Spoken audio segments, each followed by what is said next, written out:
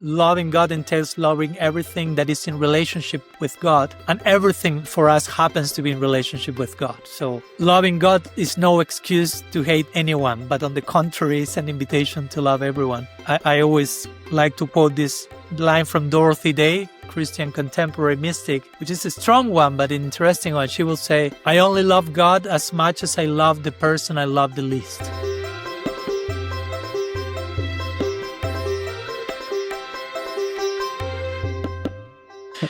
Welcome to Buddha at the Gas Pump. My name is Rick Archer. Buddha at the Gas Pump is an ongoing series of conversations with spiritually awakening people, and 730-something of them now. And if this is new to you and you'd like to check out previous ones, please go to batgap.com, BATGAP, and you'll see the previous interviews organized in various ways. And there's some other interesting things there, such as an AI chatbot that is informed with hundreds of thousands of transcripts of spiritual talks and books, 1,700 of the world's sacred texts, things like that. All kinds of things. So visit the site if you like. It's easier to find things there than on the YouTube channel. But speaking of the YouTube channel, if you subscribe to the podcast, and if you like it, it alerts YouTube's algorithm that, hey, this is a good thing, we should share it with more people. So please do those things if you wish. This whole project is made possible through the support of appreciative listeners and viewers. So if you appreciate it and would like to support it, there are PayPal buttons on every page of the website, and there's a page that explains alternatives to PayPal. My guest today is Swami Padmanabha, and we met a couple of months ago and have had some interesting conversations. He feels like a brother from another mother, because even though we've followed very different spiritual paths, I feel that our thinking about many things is very much in synchrony. You know, we just have come to very similar conclusions. And by conclusions, I don't mean that we've arrived at any kind of final truth, which is one of the ways in which our thinking is similar. The evolution is ongoing for everything in the universe. But we're on a kind of a similar trajectory or way of seeing things right now, as you'll see as we get into this interview. So anyway, welcome, Swamiji. Thanks so much, Rick. Pleasure to be here, and pleasure to be seen by you as a brother from another mother. Beautiful. Yeah. Your mother was in Argentina. That's where you're from. Yeah. Did you grow up in a big city or a little small town out in the country someplace? Actually, a very big city, which is Buenos Aires, capital city of Argentina. Well, half of the country lives there, like 20 million people or so. So I was pretty much a city boy. Yeah. Till I joined the ashram, basically. Right. And your book is beautiful. I mean, I want to read more of your books, but the one I just read, it was one of those books that makes me feel like I shouldn't ever bother writing a book because I could never write one as good as this. It was really good. So you seem to be very well educated. I mean, did you go to college? You have degrees? No college, no degrees. I joined the ashram when I was 19. So I just had finished my secondary school. I took 1 year off, and then, I connected with my particular tradition, Gaudiya Vaishnavism, and joined the ashram when I was 19, became a monk at that time, which is 26 years ago. So no official education, so to say, though I always was very much inclined toward studying, reading, writing, and have been always in touch with even academic people and papers and books, but nothing official, so to say. Oh, yeah. Well, I listened to your interview with Swami Medhananda, whom I've also interviewed, and you really went toe-to-toe with him. You know, you kind of like, he's super sharp, very well-educated guy, and you held your own. What ashram was this that you joined? That was an ashram from my tradition, Gaudiya Vaishnavism, in Buenos Aires, in Argentina. So, that was in the city. So, even for my first, I will say, 10 years in an ashram, still I remained pretty much a city boy till I moved to an ashram in the countryside. Nice. So, what is Gaudiya Vaishnavism? That's a good question. Vaishnavism will be the monotheistic or personalist expression of the wider term Hinduism, which I generally try to quickly clarify for Western audiences when they say, "Oh, you belong to Hinduism," but Hinduism is a very abstract term. This will be like calling Judaism, Christianity, and Islam as Abrahamism, right? So it's not very specific at all. So Vaishnavism is the devotional, theistic, personalistic, if you will, branch of Hinduism, which basically has almost like 600 million followers worldwide. So Gaudiya Vaishnavism is one of the many branches inside the broader denomination of Vaishnavism. What does the word Gaudiya mean? Gaudiya is connected to one area of Bengal called Gauda Desh, related to the birthplace of Sri Chaitanya, who is the, so to say, the founder of this movement, who in our tradition is seen not only as a saint, but also as an avatar or a divine descent and expression of the divine. Okay. And most people will be aware of this because of the Krishna movement, ISKCON, the Hare Krishnas, but that was not your group. Yeah, I mean, ISKCON, also sometimes known as the Hare Krishna movement, is one institution, so to say, representing this tradition, but there are many others, and each branch of the tree, so to say, has their own mood and flavor. So, yeah, it doesn't mean that all of them are exactly the same. Okay. And you were a founder of something called the Tadatmyā Alliance. What's that? This is something that is relatively recent. It happened like 2 years ago after a long series of things that happened in my life in my last years in connection to some previous former teachers and so on. We may be speaking about that later, but it was like a very organic gathering of like-minded souls. We were sharing a particular way of practicing our tradition, which felt relevant and relatable and healthy and human and honest enough. So somehow we, as they say, birds from the same feathers flock together. So we ended up getting together, though many of them have different institutional affiliations or connection with different gurus, but we became kind of one tribe.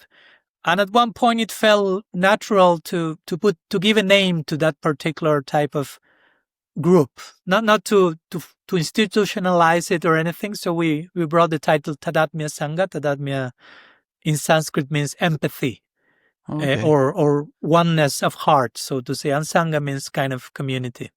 Mm-hmm. Well, that's a good word to use. You also have a podcast called the Free Radical Podcast. Yeah, and you have kindly accepted invitation to be there, so we'll be sharing our episode in a few months. Yeah, good. And do you have a home base, or do you just travel constantly, live out of a suitcase? Yeah, the latter option. Yeah, for the last 6-7 years or so, I'm just living with my suitcase and traveling almost all year. I stop for a few moments now. We are doing this conversation, I'm in Switzerland on a solitary retreat for 2 weeks. In between, I take some solitary retreats, but yeah, mostly traveling all around the world for most of the year. Yeah, I did that for about 15 years when I was in the TM movement. Didn't have an actual address of any kind. Yeah, and I must say that's the question most people ask me the most. What's your home base? And I like to say I live nowhere, but I prefer to say I live everywhere. My home is everywhere. Right. Your home is wherever you are. Yeah, basically. Yeah. That's true. You know, one of my former teachers often used to say that a certain state of consciousness development feels like mother is at home. You know, there's this kind of security that a child feels when his mother is at home. And he said, you know, you can feel that way all the time, wherever you are, once you're established in the self. Yeah. That's how I see this. The challenge of my traveling all year, in the good sense of the term, is that it forces me to find home everywhere, basically. Because if not, I feel kind of exiled of reality. So it has been a very beautiful experience to realize that home is a state of consciousness. Ultimately, it also, since you're a Swami, it helps to prevent buildup of attachments in some cases, although you can get attached to traveling, but you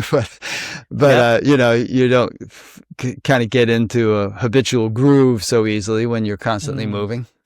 Yeah, we could make that case, as you say, but everything has its two sides, so to say, right? So whether traveling can also become some escapism and spiritual bypassing of not confronting the daily dynamics of relationship with people that you live in community with, because I lived in community in the same place for 20 years.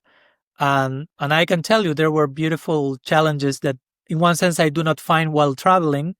I find a different set of challenges. And in both cases, I need to cultivate some form of detachment for sure. Yeah. Yeah. Sometimes spiritual communities are compared to a tumbler where you put a bunch of rough rocks into the tumbler and then turn the handle and they tumble around and they rub against each other and eventually they all become smooth. But the process can be a little bit traumatic. I agree. Yeah. And marriage can be like that too, and many other relationships. Yeah. I'm totally in favor of the challenges that any relationship brings forward and the mirroring that creates and how we need to be seen through others' eyes and discover ourselves through the eyes of other people as well. So even while traveling, I try to keep connection with people who are close to me and know me a lot. So I'm grounded to a realistic view of myself, and I'm not just traveling around the world like a rock star with people that just know you for 5 minutes and they project and over-idealize who you are. That can be pretty dangerous. Yeah, that's one thing I like about you is you're kind of, I could say self-effacing, but you're not putting yourself down, but you are open to critical feedback. You know, you don't put on airs. You haven't, it hasn't gone to your head. You know what I mean? And unfortunately, that's a pretty common syndrome among spiritual teachers, which I think we'll talk about more, as it is with rock stars, speaking of rock stars. But it has led to a lot of problems. Anyway, we'll get into that more as we go along. But I want to ask you some general questions now that I ask myself. One is, how is it that we really know what we claim to know? Is it because, like you and I have certain things that we believe in, like maybe reincarnation or certain ideas of God and various other spiritual ideas? How do we really know those things? Is it because the scriptures have said it or because teachers have said it? And how do those teachers know if they said it? Or how do the guys who wrote the scriptures really know? How much of it are things that we believe but can't verify experientially? Just before you answer that question, near the very end of the Rig Veda, there's a verse which says something like, "From whence did this creation come? Did the gods create it? And who created them? And maybe he who created them knows from where it came, or maybe even he doesn't know. Maybe nobody knows." So, anyway, what do you think? Thank you for kickstarting with such an opening. Yeah, beautiful. First of all, I'm in a stage of my journey where I feel more and more comfortable with uncertainty, and I don't feel like this urgency of having the ultimate answers for everything to every single level. I really like one of my friends and mentors, Father Richard Rohr, that came to your podcast. He will say, like, the opposite of faith is certainty. So faith is more like being patient with mystery and with things that are beyond our grasp. But I really insist, and a few hours ago I had a lecture on this topic. We were talking about pratyaksha. You may know this term, which is basically personal experience. And I tend to gravitate towards that as the ultimate pramana or evidence, epistemologically speaking. And the Bhagavad Gita says that, no? In the 9th chapter, verse 2, Krishna says, "Pratyaksha avagamam dharmyam." Like this dharma, this bhakti, can only be understood by personal experience. So, of course, in our tradition, we have, and in many traditions, guru, shastra, scripture, teachers, sadhus, and we are open to have an experience of them, but until and unless it's validated by our own personal experience, that still remains in the realm of belief. So I tend to make a difference between belief and faith, because for me, faith is the undeniable trust that comes from an undeniable experience. And belief can be more like a mental conviction, a social convention, something that everyone says, and I go along with the flock to fit in. But for me, I'm after undeniable experiences, which are so deep and profound that I cannot deny them, but also they are so unfathomable that I cannot control them and colonize them, so to say. But they are real enough for me to say this is undeniable. There is something real. I cannot deny that, even if I try to use all my faculties in that direction. This is so concrete and undeniable that I give myself in this direction. So, and of course, I've had those experiences on a personal level in connection to other people and to teachers. So, especially with other people or with the scriptures that I gave me those experiences, of course, after that experience, I tend to open my heart to trust more in those directions because they gave me that experience. But at the same time, I have my critical faculties with me to discern between absolute content and sometimes, I don't know, cultural relative elements that may be there in the life of a saint, in certain sections of scripture. So this will be some of my initial thoughts. Good. Okay, what do you say, Rick? Would someone ask you that question, Brief? The question I just asked you? Yeah. Well, these days I tend to quote Aldous Huxley. I heard this great quote from him a while back, which was that he felt that the greatest innovation of the scientific revolution was the development of the working hypothesis. Because the scientific revolution was kind of a corrective to the Middle Ages, where people believed all kinds of weird things and could be burned at the stake if they didn't agree with what the church said you should believe. And the scientific revolution was like, okay, let's see what's what on the basis of actual empirical evidence, so I think that everything can be taken as a working hypothesis, including all the spiritual and religious beliefs. And scientists are not scientists if they say, well, those things are outside the realm of science, therefore they couldn't be real. It just means that science is limited. It doesn't mean that those things aren't real. It means that science needs to expand its methodologies and technologies to be able to investigate those things. Mm-hmm. Yeah. And very much when I say pratyaksha, I kind of refer to that, to a personal experience that need to be gone through and put to test, and of course so many biases and assumptions may need to be dethroned, so to say, in the context of that, and an ideal scientific spirit has to remain in terms of openness to further disclosure and never setting for a final resolution and conclusion, because again we are dealing with ever-evolving reality, right? Yeah. So to use the example I brought up earlier, it's like I really think reincarnation makes a lot of sense. There's evidence for it with guys like Ian Stevenson, and I forget the guy I interviewed who was his student. And then, can we be absolutely sure of it? Well, I've had a couple of experiences that might have had something to do with past lives, but I don't remember them clearly. So who knows? Maybe it's wrong. It won't be the end of the world if it's wrong. But it just makes a lot of sense. It's one of those working hypotheses for which there's some interesting evidence. And of course, there might be many things which we'll never have evidence for, but that doesn't mean they're not true. Like, for instance, are there parallel universes? Well, those universes would be outside the so-called light cone that we can actually perceive. And so we'll probably never have a way of verifying them unless, and this is an important point, unless there could be spiritual or yogic techniques which could enable you to exceed the speed of light through something akin to, what is that word? Quantum entanglement, where you're not limited by that, and you could actually experientially explore those things. But then if it's just some rare individual who experiences them, how do you know if he's telling the truth, or how maybe he's hallucinating? So any such thing, and this is in keeping with science, would have to be corroborated, replicated by numerous people before it gains adequate credibility. Yeah, that's what at the end of the day, even if some of those hypotheses are actually true, but they cannot be still replicated on a massive scale, we have our own personal experience and our own patience with mystery, with things that lie beyond our grasp at present also, no? Which I think is a humbling and sobering stance for religious people, spiritual people in general, which sometimes we have so many concepts and absolute ideas that we can become quite addicted to them as givers of certainty, and we lose this openness to coexist with mystery, basically, right? Yeah. And think how many people, millions of people, have been killed because of religious certainty. Accept my God or I'll send you to him. Kind of an attitude.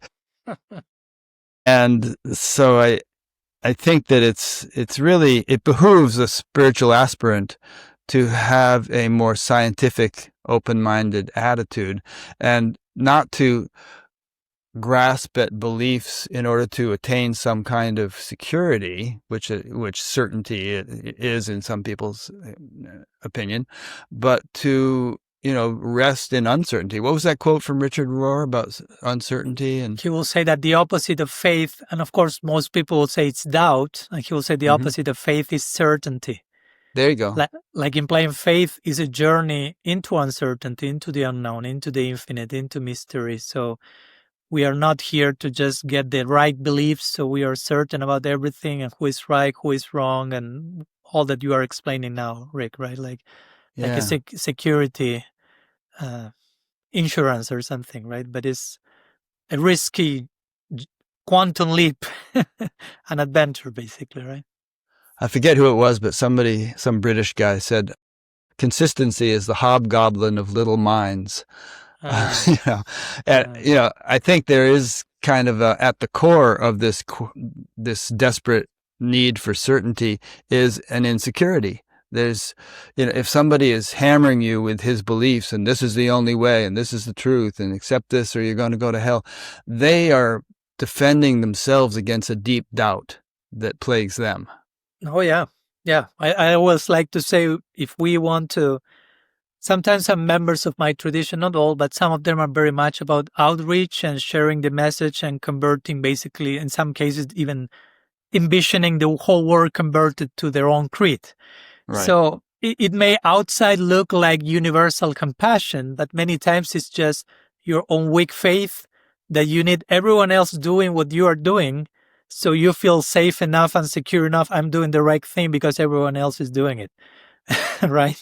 So it seems universal compassion, but you are trying to convert everyone because of your weak faith, because you are not still sure enough about what you are doing. So yeah, I think a related point to that is that the feeling of my thing is the best thing, because if it weren't the best thing, I wouldn't be doing it. I'd be doing some other thing that was the best. But it's the best, and I have my whole logic for why it's the best, and therefore anybody who's not doing it is kind of a lost soul. They're doing they're somewhere else down the mountain, and they need to get up to the top of the mountain with me, and then they'll see things the way I see it. And the whole thing is just like this desperate quest for self affirmation or something.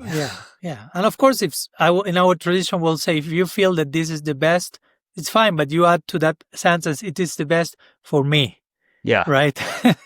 Because of course, you, me, and so many practice our spirituality in a certain way, so that's the best for us. That's why we are doing that, but that doesn't mean it's the best for everyone else, right? So one verse in our tradition say, every practitioner feels that their connection with the Absolute is the best, and everyone is correct. Right. Yeah. Different strokes for different folks, as Sly and the Family Stone sang years ago before you were born. I learned that one recently, and I'm using that quite often. Yeah. And what's the best thing for you now, or for me now, may not be the best thing for me 10 years from now. Who knows? I've gone through various phases, as I think you have, and there were things that I was damn sure of a few decades ago that now, well, not so much. Yeah, totally agree. I like to take generally that conversation in connection to things like vows, that I'm a Swami, I'm a sannyasi, I took lifelong celibate vows and other vows.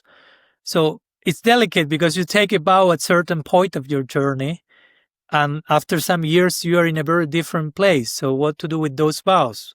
And I personally feel myself basically renewing my vows on a yearly basis, on even I may say on a daily basis.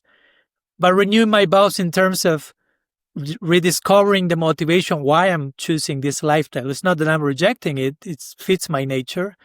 But from which place I'm now being a Swami, it's very different from the place have been that 16 years ago. So I think it's important to keep that ongoing thing, so vows or something do not become also like suffocating, but dynamic and facilitators, basically, right?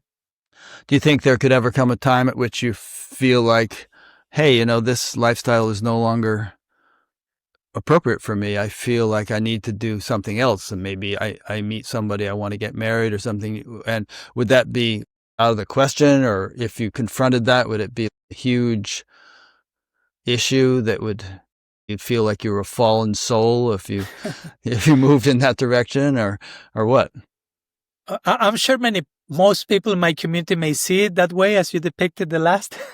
Not in my community, but in general, overall, unfortunately, it's seen that way. If you were a monk or you were celibate and for some reason you left that ashram, that order, you broke your vows. But for me, the real vow, we have a beautiful verse in our tradition which says, always think of God, never forget him. And all the other rules and regulations are servants of these principles. So whatever helps you at any given stage of your journey to keep the first vow in place, which is fall in love with the divine, that's important consideration. So in that sense, I will be flexible, open to do so, but also, to be honest, Rick, in my personal case, I don't feel that will be the case. Again, I don't want to speak too loudly. I don't have any absolute conviction, but it's very natural in my nature to be like a monk. I never had any girlfriend or boyfriend, even when I was a teenager, which was very strange because I was a musician. We had bands, we will play, and I would never hang out with anyone. Then I had a chart done for some health issues, and it came there like I had the perfect chart for a Swami, actually. So it's very much ingrained in my DNA. I'm not saying with this I'm better than anyone. I'm not the one who thinks it's just a matter Swami is higher than a non-Swami. I'm not that type of person, but it's just very much present in my nature in this lifetime. But of course, again, as I told you, I'm trying to, even if I continue as a monk and as a Swami, as I've done as for the last 25 years, I'm recreating myself in so many ways through so many times. So even if I continue with the saffron cloth, so to say, so many things are changing about me. So yeah, transformation is ongoing. Okay, good. Here's another question similar to the one I asked you earlier, but maybe an extension of it. To what extent do you think our beliefs shape our experience? For example, the primary focus in Buddhism is on personal enlightenment and the alleviation of suffering through practices like meditation and ethical living, rather than devotion or a belief in God. Do you think that if that's one's training and upbringing, then one is less likely to arrive at some kind of experience of God or devotion to God or something than if one grows up in a tradition where that kind of thing is emphasized? And a flip side to this question, well, maybe you answer the first part first, so I don't ask you too many things. No, it's fine. So I will agree. We have this word in Sanskrit, you may know it's samskaras, which means like impressions. So we can receive whether material samskaras or spiritual samskaras as well. So different mystical traditions will have their own imaginarium, so to say, their own way of conceiving the divine, conceiving reality. And I'm not saying one is wrong, the other is right, because we are dealing with the infinite here. So there are so many ways to approach infinite reality. But I will say that in general, what we see is that if you are brought up in a certain tradition with a certain conception of the divine and certain, I wouldn't say even beliefs, though we can call them such, until they become experiences, hopefully.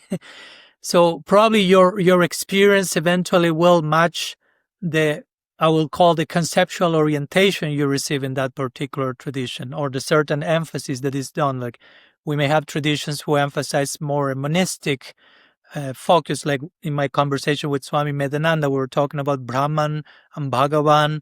So if your tradition, the main emphasis is like non-differentiated fusion in Brahman, so to say, probably if you have been receiving those samskars and that education, your experience will tend in that direction. And if you receive a more devotional, personalistic formation, you may tend to conceive and experience reality in that way. I wouldn't say that that's a limiting thing. It's just a matter of samskars and choice. Because again, in eternity, I will say we may be experiencing our chosen relationship with the divine, we will say.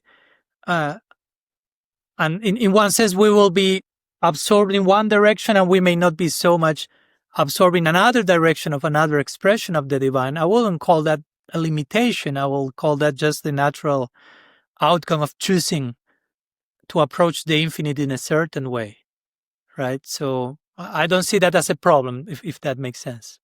Well, that makes sense. And I suppose in terms of samskaras, we might surmise that people are born into the circumstances that that align with their samskaras, so that they have the kinds of experiences that they are destined to have by inclination, by the quality of their soul and what they need to learn in this lifetime, and so on. Yeah, and I will add to that still there is some measure of free will, let's say, because it's not just that, okay, we are born in a certain family, in a certain country, in a certain culture, with some scars. You have no choice in the matter whatsoever. Everything is absolutely predestined. So maybe that's another conversation, free will here, but we do believe in that. So Sure. Still, even if I have some scars, some acquired nature, some tendencies surrounded by some environment, I still have some, a degree of free choice and opening myself to other samskars to enter into the picture and to affect my trajectory in different ways. Yeah, I'm thinking of the story of Prahlada, who was born in a family of demons and ended up becoming this great devotee of the Lord. Mm-hmm. Yeah.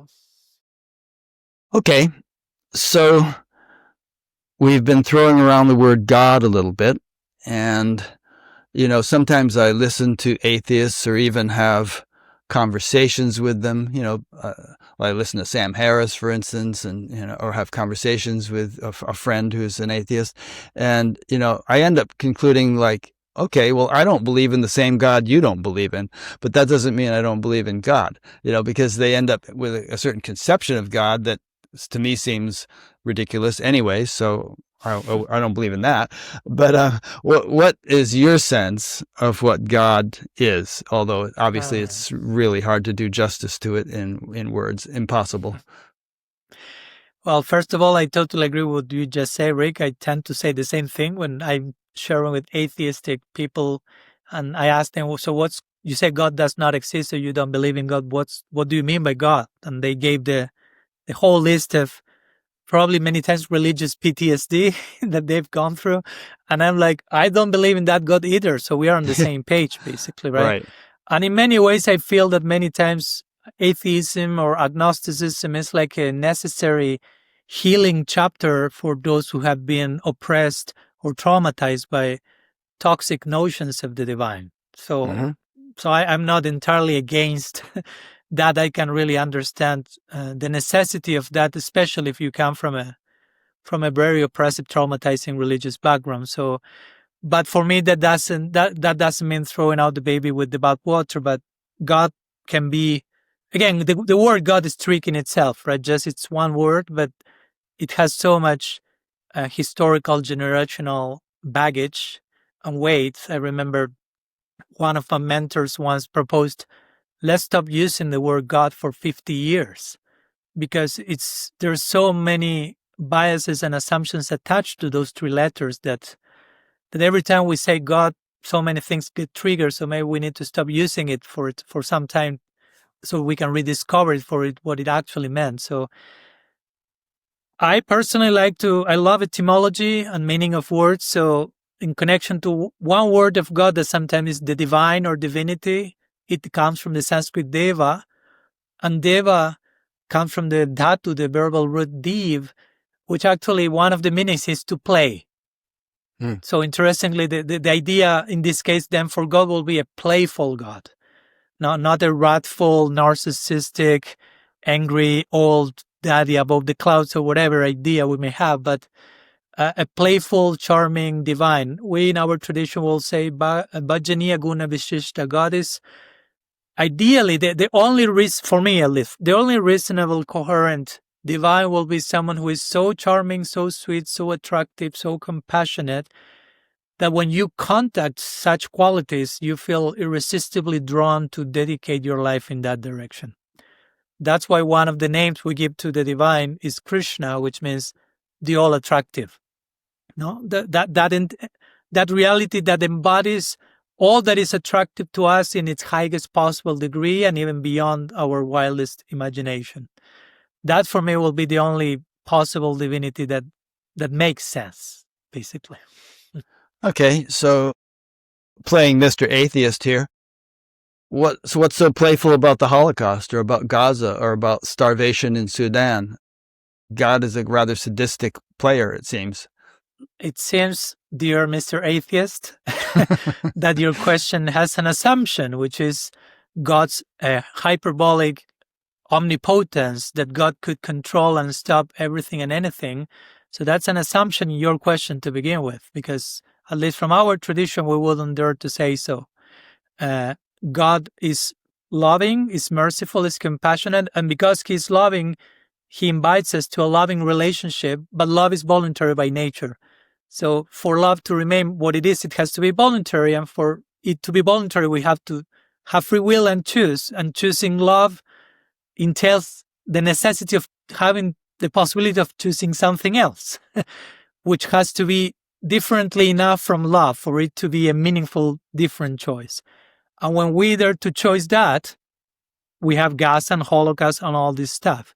So God, in our tradition, in my understanding, cannot stop that, because canceling that will be to cancel the consequences of our free will, and canceling that will be to cancel our free will.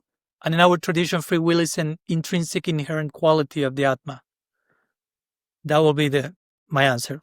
I could answer these myself in my own way, but I'm asking you. So, did the Jews choose the Holocaust? No. But you just said it's like, in reference to the Holocaust and Gaza and Sudan, you said, well, we have free will, we get to choose. Seems like the people who suffer those things had no choice. But going for a minute outside of the Holocaust, did you choose that today is rainy or sunny? No, you didn't choose that, but it's happening. But you have a set of choices in how to respond to that, because having free will also entails coexisting with other people who have free will. So sometimes other people's free will choose to be expressed in certain ways that, of course, create horrific situations and tragedies. I'm not trying to downplay that at all. But still in that moment, horrible, tragic moment, we still have a choice to make. And I cannot avoid thinking of someone like Viktor Frankl, who was, he went through that, specifically through that, and he found meaning and purpose in the meaningless and purposeless greatest place in history. He discovered some meaning and purpose for himself in the midst of all that to continue thriving, so to say. So I know he may sound more like an exception to the rule, but those exceptions also show us our potential and our possibility of thriving even in the midst of the worst, which for me is kind of very similar to the scenario in which Arjuna finds himself in the Bhagavad Gita in some way or another. Very catastrophic, tragic, uncomfortable situation, but still you have a choice there. Yeah. Here's how I would answer that question, is that if you're going to have a universe, you have to have relativity, you have to have pairs of opposites, you have to have duality, and it can't all just be heavenly. There's got to be, you have hot, you have cold, you have fast, you have slow, you have, you have pain, you have pleasure, and so on. And so there has to be all these pairs of opposites. And yet, in the big picture, the whole universe is a giant evolution machine. It's a giant learning school, and all souls, everything in the universe is evolving. And it might seem heartless, but there's evolution, like you just said, for Viktor Frankl, but I think it was probably true for everyone there. There was an evolutionary value to that, as it's a delicate thing to say because it was so horrible, but in the big picture, and perhaps after people passed from this life, they realized, there was some evolutionary influence or value in my having gone through that. Yeah, and I will say that, argue that love is always entering even into the most broken and darkest places. And again, nothing of this to downplay the horror of the Holocaust or any suffering that each of us may go through. And I'm totally for being with people and being empathic and accompanying them in the pain and grieving. But as you say, Rick, also holding the bigger picture in mind, even if we may not be able to bring the bigger picture. If you just come and tell, I don't know, my brother died, I won't just tell you, just hold the bigger picture immediately. I may need to give you my shoulder and cry together. but eventually we need to see the bigger picture. And for me, the bigger picture is that love triumphs over suffering always, and there's always a lesson to be learned. And I'm just talking about my personal, I wouldn't dare to call them Holocaust, but situations of extreme confusion and pain and loss and betrayal. And I look back at them, and they were the most painful chapters of my life, and they were the most enlightening chapters of my life simultaneously. And many times I was able to witness those two things happen simultaneously. It was so paradoxical. But here my heart is breaking so much. But in that heartbroken, I'm tore open, and in that openness, so much grace and love is coming. So, and looking back now, I'm so grateful for that. Not that I'm a masochist that I want suffering, but whenever you don't need to want suffering, it will happen. It would come nonetheless. So we need to just open the door and stay with it enough so we can learn the lessons we need to learn from it. Yeah. Nisargadatta Maharaj said, the ability to appreciate paradox and ambiguity is a sign of spiritual maturity. Totally. I'm totally for paradox. Our philosophical system begins with the word achintya in Sanskrit, which basically means paradoxical. So for me, paradox holds the most truth. Now, if not, we are just half the equation. We are getting just half of reality. The black, the white, the good, the bad, but paradox entails a very beautiful invitation for harmony and for allowing things to coexist and developing a more accommodating capacity in life, right? To grow to accommodate those things that we could have never thought were possible to coexist together. So and there's paradox everywhere, basically, if we pay close attention. There is. The universe is structured in paradox, A photon is a particle, a photon is a wave. There's this solid matter is actually almost entirely empty space, and there's nothing material to be found if you look deeply enough. All kinds of paradoxes. And what to speak, as I wrote in my recent book, God is described in scripture as changeless and ever evolving at the same time.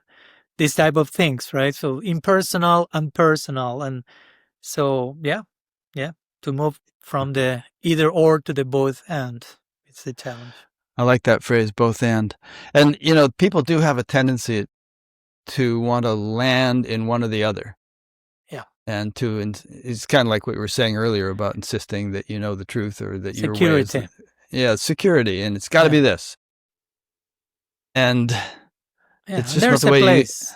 There's a place for that in the beginning of the journey, I will say. I mean, I'm not totally against that. We need some certainty, some security. We may even need to be a little bit fanatical in the beginning, fundamentalist. Like a baby will say, my father is the best father in the universe, and he really believes that. But at some point, he needs to add to that for me. And understand there are other fathers, and so there's a place for that in the beginning. The problem is when we are ready for a new stage and we insist on those kindergarten notions. Yeah. You use the term sweet absolute a lot. What do you mean by that term? Why do you use that term? Well, that's a term that originally was invoked by one of my teachers, Srila Bhakti Rakshaksidhar Goswami Maharaj. And he will refer to God or Krishna, or however you may like to call him, in this case as the sweet absolute, which is kind of balancing two classical aspects of God that in Sanskrit are called Aishvarya and Madhurya. So Aishvarya means like the magnificence of God, God as the cosmic personality, the biggest of the big, something that invokes this awe and reverence. And Madhurya means sweetness. So it has to do more with intimacy, with sweetness, with love. So both exist simultaneously, at least for us in our tradition. And for us, we are especially interested in a relationship with God in intimacy and love, and in a very, to such degree of intimacy, we will say that we lose sight that God is God. That's kind of our theology. Now we start not to love God for because he or she or they, God, again, words do not suffice, but we love that person for who that person actually is. Now God is more like a term of the person in the office. Like if you will say you are the president of the States, in the office you are certain, there's formality and bureaucracy and everything happens in certain parameters. When you reach home, maybe your grandchild is waiting for you and he jumps on your back and tells you, become a snake, grandpa. And the president of the States is like rolling on the ground. But he forgot he's the president. He still is the president, but he forgot and he's in another reality, but he's himself way more there than in the White House, so to say. So for us, we have those two ideas of God, Aishvarya, God in the presidential house, cosmic administrator, and God at home in the intimacy, forgetting his own godhood by the power of love. So, but both of them are coexisting, again, paradoxically. So sweet absolute indicates proper integration of these two. So forgetting his own godhood. Some people say, and you might say, that actually it's all God. There's nothing but God. If there's anything other than God, then God can't be omnipresent. And so we are God, forgetting our own godhood. Right? Is it fair to say? That wouldn't be our philosophy in absolute terms. Of course, we can say everything is God. Sarva Kalvidam Brahma. Of course, that's in our tradition. But we will qualify that statement because personally, I'm not a follower of Shankaracharya or Advaita Vedanta. Although we agree that there is the reality of impersonal experience. But for us, there are many other forms of the Vedanta, just to clarify. Advaita Vedanta is just one of them. There is Vishishta Advaita, Dvaita Advaita, Shuddha Advaita, Chintya Veda Veda, and so on. So we will say, everything is God in the sense that everything is connected to God. But I wouldn't say that I'm God in every single sense of the term, because, again, that will come if I'm God, but I forgot that I'm God. What is causing that forgetfulness? Sorry, that's not the same example as I gave you before, because I'm giving the example of God forgetting his God or losing sight of his godhood because of the impact of love. But if we are here on this world many times not very much surrounded by divine love, and I'm God forgetting that I'm God, that kind for me of compromises the reality of a divine who is beyond the gunas, beyond illusion, so to say. So we will say that everything is God in the sense that the only thing that exists is God and his Shaktis, his energies. That's said also in the scriptures, Parasya Shaktir Vividhaiva Shriyate. So there is God, this world is one energy, the Atma is another energy, love is another energy. So in that sense, everything is God. It is and it is not. Again, for me, that comes the paradox. Like now I'm in this room, I could say the sun is entering the room, but in another sense, I could say the sun is not entering the room. Because if it will enter literally, the room is over and we have no more podcast here. So it's entering and it's not entering. So in that sense, we will say we are God and we are not God. We are an energy of God. That's what, at least, how we read verses from the Bhagavad Gita, like 2:12, where Krishna says, Natuvebham Jatunasam. There has never been a time that I did not exist, nor that you did not exist, nor that these other people exist. So it's a clear establishing of the eternal individuality of the different beings. So that's our particular worldview, so to say. And that what for us allows a loving interaction, a loving relation between God and the soul. If I will become God in every sense of the term, of if I am God in every sense of the term, there wouldn't be a dynamic, loving interaction, in my opinion. So, some thoughts. Shankara said, the intellect imagines duality for the sake of devotion. And, Sri Ramakrishna had his thing about, you want to be sugar or you want to taste sugar? All right, you have a choice. I think it's the old paradox thing again. Both can be true. Everything can be God. And if everything is not God, I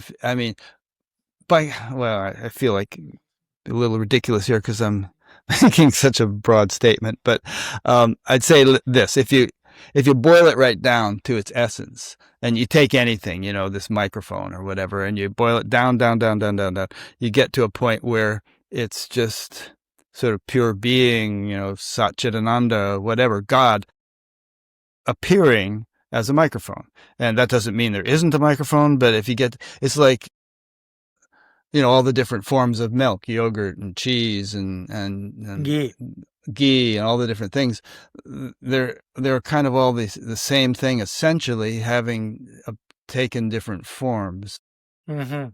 That's just an analogy. And, if there is something that is definitely not God, even in some kind of ultimate absolute sense, then there's a kind of a hole in God where it's all God everywhere except this thing, which isn't God somehow. That's what I say. There are no things that are not God in an absolute sense. Right. But also I don't go to the other extreme of saying everything is God in every single sense of the term with no ultimate individual entities like us or other Oh, no, I'm not saying that. So we will try to make this middle point. That's what our philosophy is called achintya bheda bheda, or paradoxical difference and unity, oneness and difference. So everything is one, everything is God, in the sense that everything is interconnected to God. Reality is non-dual. There are not two realities. But at the same time, there is Shaktis, there are potencies, there are individual beings, but they do not exist in isolation. They are not their own source. So in that sense, nothing exists outside of that center. But we will, and based on, of course, of what Bhagavad Gita and Upanishads and other texts mention, we will insist that as much as you can have an impersonal, non-differentiated experience of ultimate reality, as you quoted Ramakrishna, there is the option of tasting sugar and eternally engaging in a loving interaction with the divine and with other beings. So in that sense, personality and individuality doesn't need to be a problem. Of course, if we are many times we are very troubled by our own sense of self and how we interact with others, that we kind of wish, let this all go to hell and become just no personality, no interaction. I'm frustrated. And many times I've seen that's the impetus for many people in seeing reality as without form, without variety, without individuality, more out of frustration of their earthly interactions than out of the actual realization. Some cases, I'm not saying all of them, of course, but I will insist that there is a place for keeping individuality and relationship and love not as a problem, but as actually something that allows for a beautiful dynamic of back and forth in eternal love. Yep, brother from another mother. I'm totally on board with that. And I used to be more in the other thing, the sort of world-negating perspective, but kind of grew out of that, I think. And it's sort of a world-negating perspective to me is rather an insult to God. It's like the whole attitude of, the universe is sort of it's a mistake, and I just want to, get out of it as quickly as possible, and it's total illusion. I mean, to me, it's just divinity in every molecule, in every iota. The whole thing is just, I can't walk down the street without looking at a worm or a blade of grass or something and just contemplating the pure intelligence that pervades and orchestrates that life form. Yeah, one of the main teachings in our tradition given by Sri Chaitanya is one verse that begins with this line related to what you say, Rick. Trinadapi sunichena. try to learn humility from a grass, because the grass is bending without breaking. So bend like the grass without breaking. May your humility be dignified. May your blade of grass. And one of our teachers, actually, literally, Sanatana Goswami, he said, if you relate to a blade of grass for what it is, from what it actually is, you can attain all perfection. So all perfection is waiting for you in every single blade of grass. It's just that we happen not to be there yet, present, fully attentive. But I agree that for me, spirituality is not about leaving this world as soon as possible. It's not an evacuation plan into the afterlife. That for us, the goal is not mukti or moksha, like just emancipation from earthly creation, but prem or divine love. And that can be experienced internally anywhere and everywhere. And for me, that's the actual challenge. It's not so much, okay, I will practice and somehow I will be taken out of here and somewhere else. But wherever you want to go, it begins here and now or nowhere at all. So, and if you are properly situated, perfection is everywhere. So you can really contact that wherever you are. You don't need to wait to leave this body, be transferred in some mothership into some other galaxy or whatever. It's a movement in consciousness, not so much a geographical moving, but where you are internally. So yeah, for us, in our tradition, we'll say even we don't care for samsara. Actually, if I have the chance, Sri Chaitanya will say in the next verse to the one I quoted, Mama Janmani Janmanishwari Bhavatat Bhakti Rahaitu Kitve. If I can offer to you loving service, I don't care being born over and over again in samsara. That's no longer a consideration for me.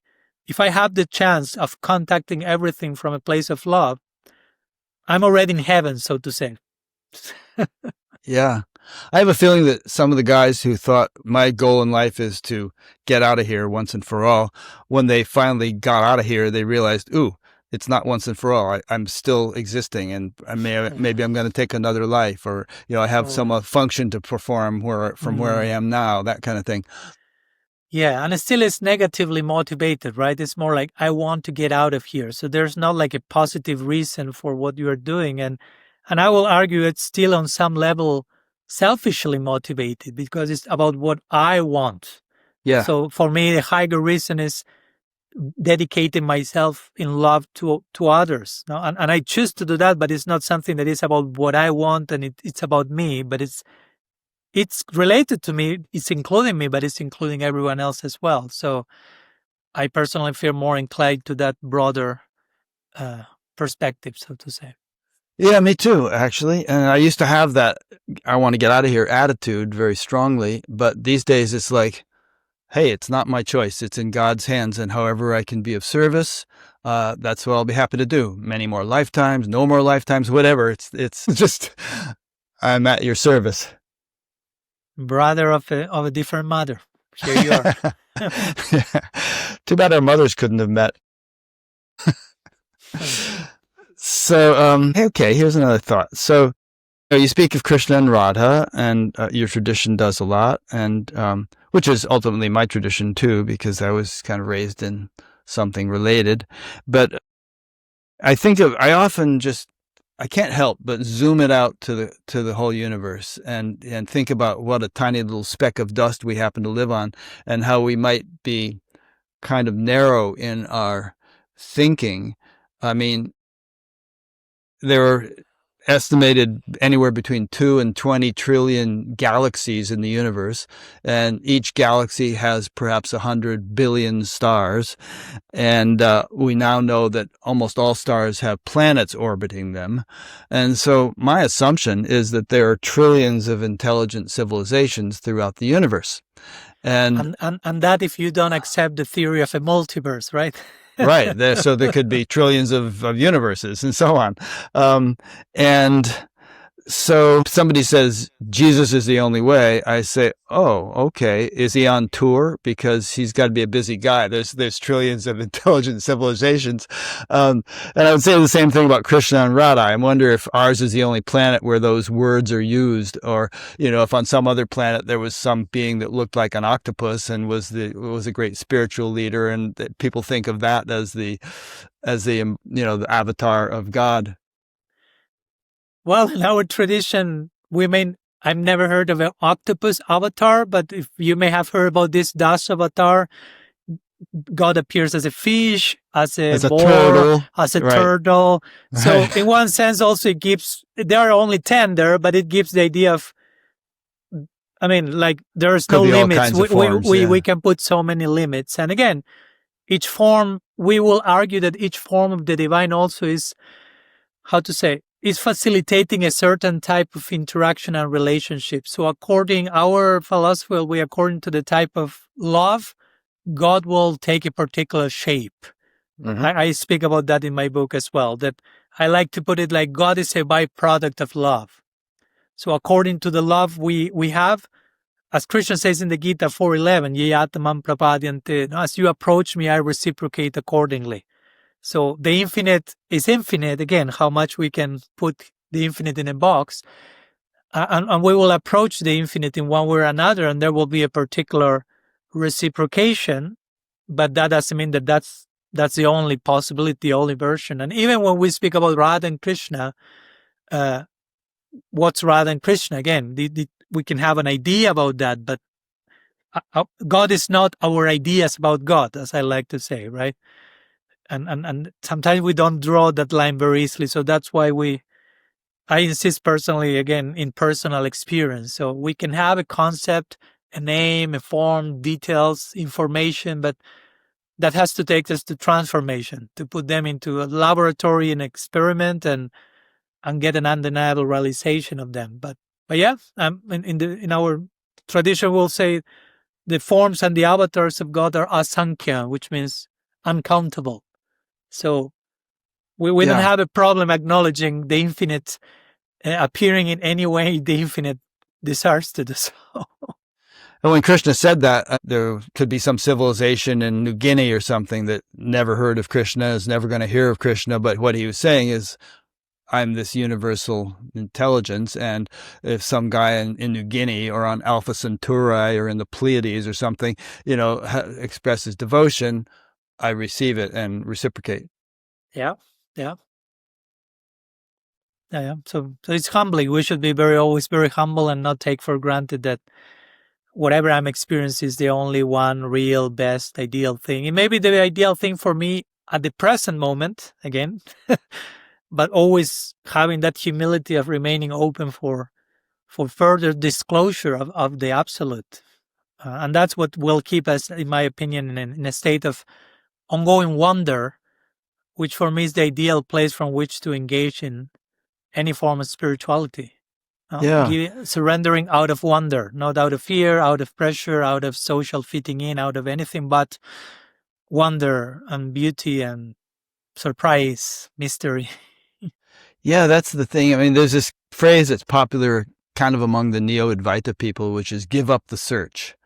Papaji said it. And and some of these people will say things like, well, you only just have to realize you're already enlightened and then you're done, and don't worry about practices or anything like that, because that just reinforces the notion of a practicer.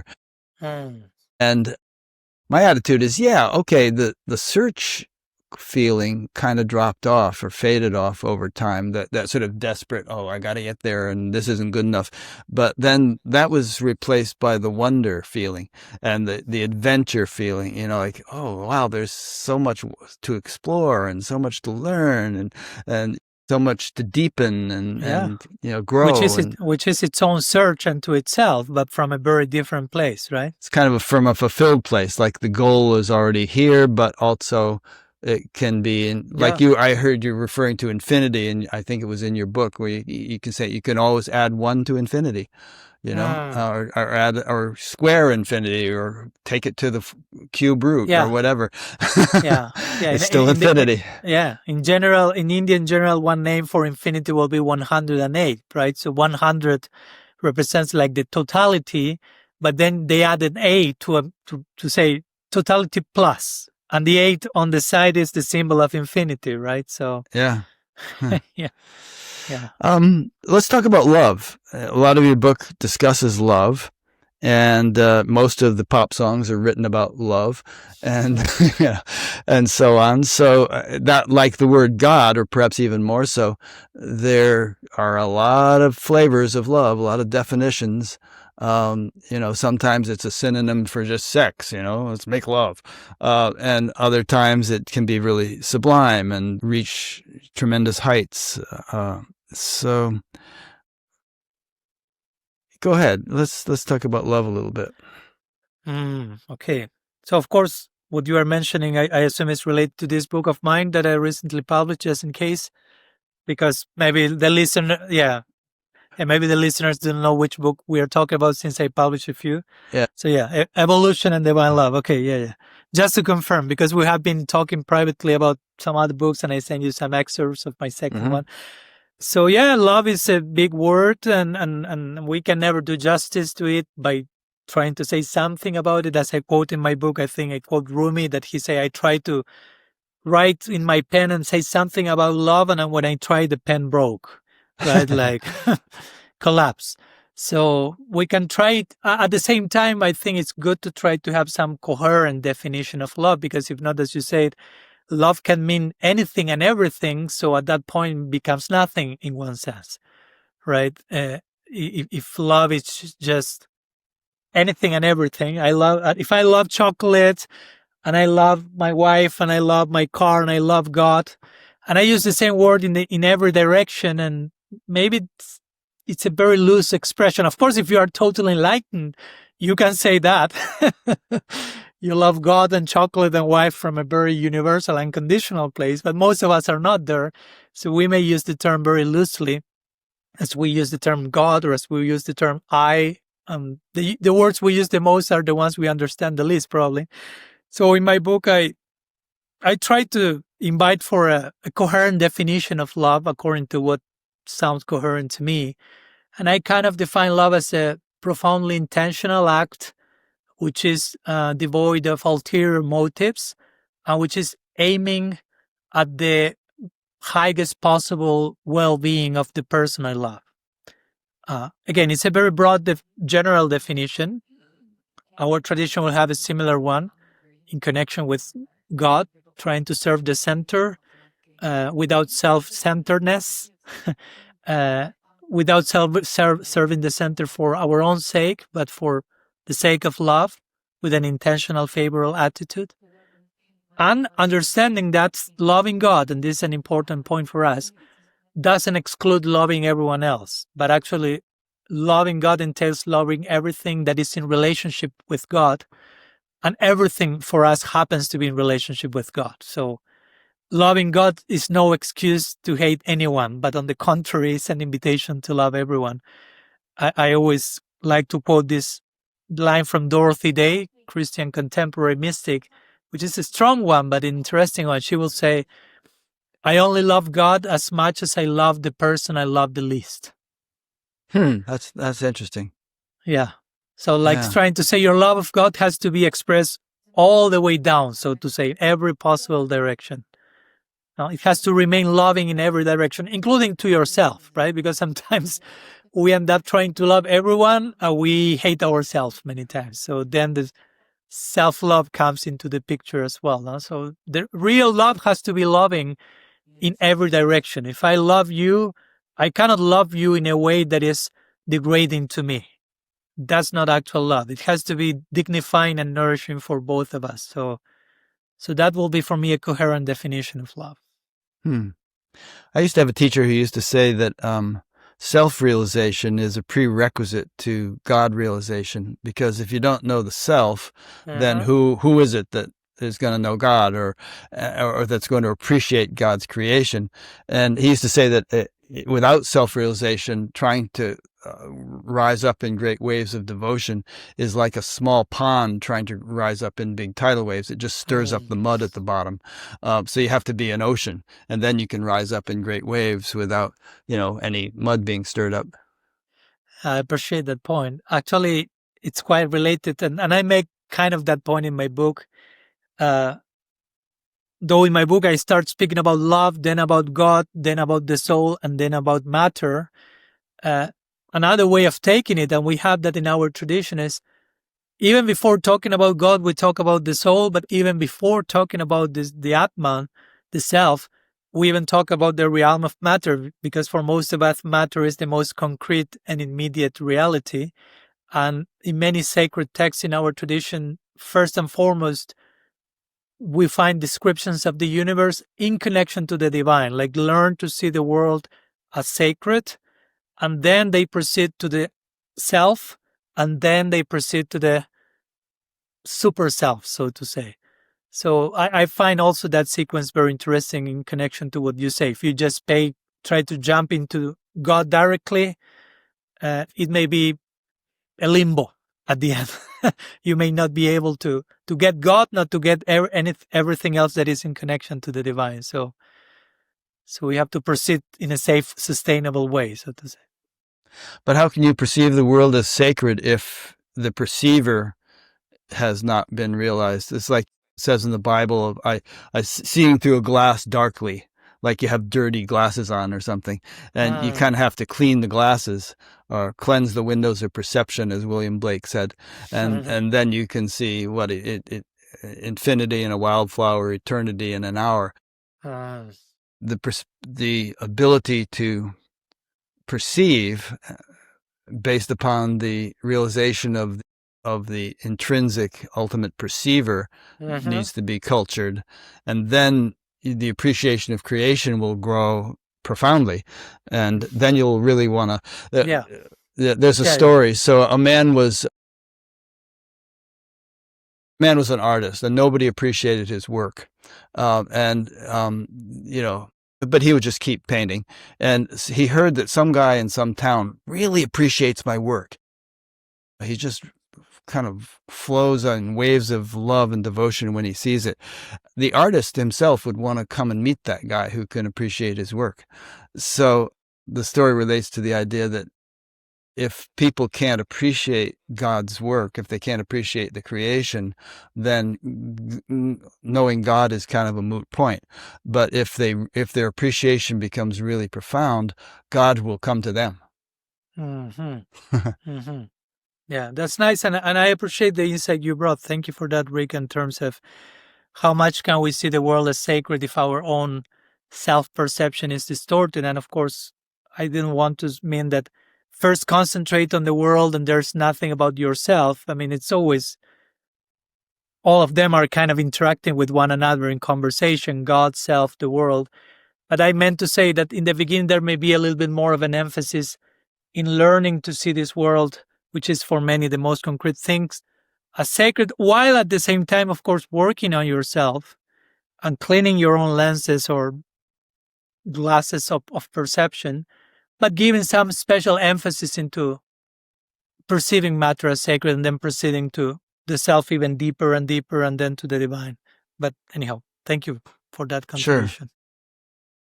And this thing of working on yourself, I mean, you and I have exchanged some emails about teachers gone wrong, and in the Gaudiya tradition, but this is across the board throughout all traditions, and it kind of makes it's a head scratcher. It makes you wonder, like the 11 chief successors of Srila Prabhupada ended up being very corrupt and kind of crashing and burning after having been in their positions of authority for a number of years. And I wouldn't say all of them, but in most cases, yeah. Yeah. So it kind of makes you wonder, well, what is the efficacy of that path? If this is how people end up?